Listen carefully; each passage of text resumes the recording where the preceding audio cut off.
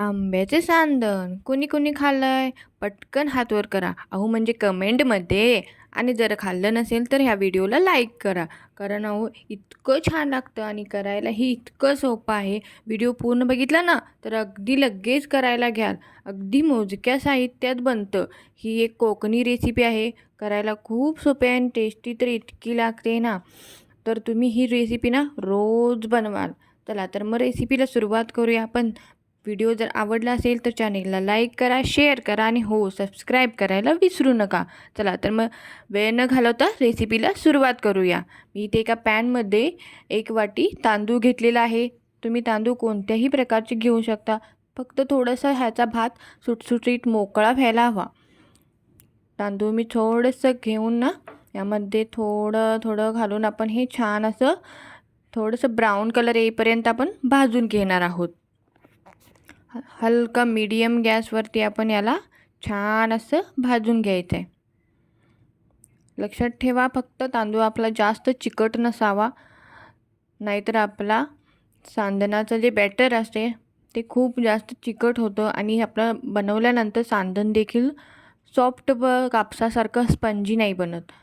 त्यानंतर मी छान असे थंड करून ना याचा असं रवाळ असा रव्याचं जसं टेक्स्चर असतं ना अशा पद्धतीने मी याला बारीक मिक्सरला वाटून घेतलं आहे. खूप जास्त बारीक नाही करायचं आहे.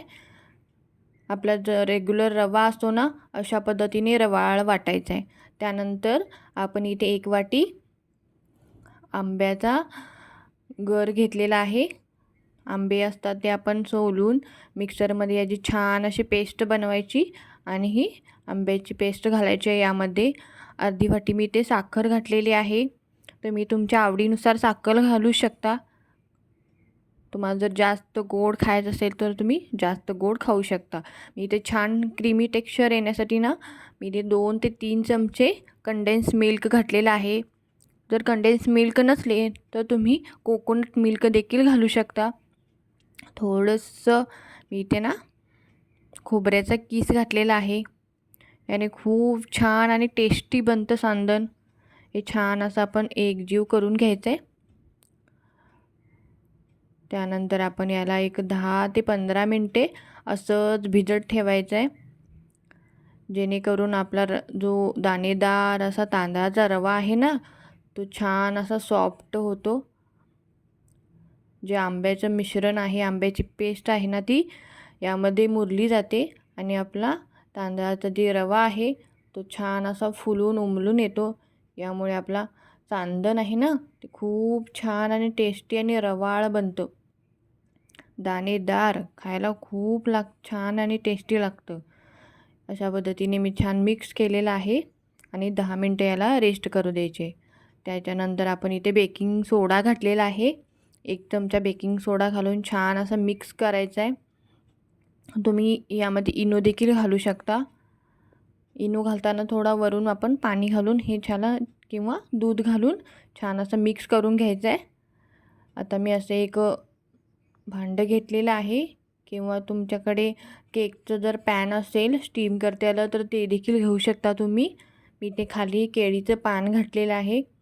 त्यानंतर आपण हे बॅटर यामध्ये ओतून घेणार आहोत.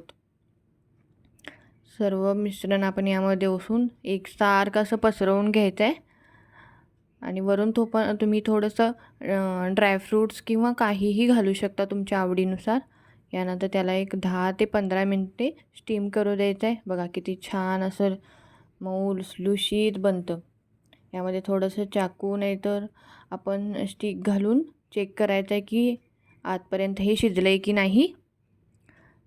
त्यानंतर याच्या सर्व कडा अशा मोकळ्या करून घ्यायच्या आहेत. अलगद मोकळ्या करायच्या जेणेकरून आपला सांदण तुटणार नाही. त्यानंतर या दुसऱ्या एका प्लेटमध्ये आपण याला पलटी करणार. वाव किती छान बघा, किती छान लेअर आणि मोकळं सुटसुटीत झाले. अगदी केकसारखं मऊ लुसलुशीत झाले ना. आणि करायलाही किती सोपं आहे. अगदी कमीत कमी साहित्यात बनतं. आता आपण याला तुम्ही तुमच्या आवडीनुसार गार्निश करू शकता. मी इथे थोडेसे आंब्याचे काप घातलेले आहेत आणि थोडंसं मी इथे टूटी फ्रुटी घालणार आहे. तुम्ही बदाम किंवा पिस्ता यानेही याला गार्निश करू शकता, डेकोर करू शकता. अशा पद्धतीने मी छान असं डेकोर केलेलं आहे. बनतं ना अगदी 5 मिनिटात, अगदी कमीत कमी साहित्यात बनतं. बघा किती छान असे लेयर आलेत. वा मस्त. रेसिपी कशी वाटली कमेंट करून नक्की सांगा. आणि व्हिडिओ आवडला असेल तर लाईक, शेअर आणि सबस्क्राईब करायला विसरू नका. पुन्हा भेटू अशा नवीन रेसिपीसोबत. तोपर्यंत मस्त राहा, स्वस्त राहा आणि खात राहा. व्हिडिओ आवडला असेल तर लाईक करा, शेअर करा आणि सबस्क्राईब करायला विसरू नका. धन्यवाद.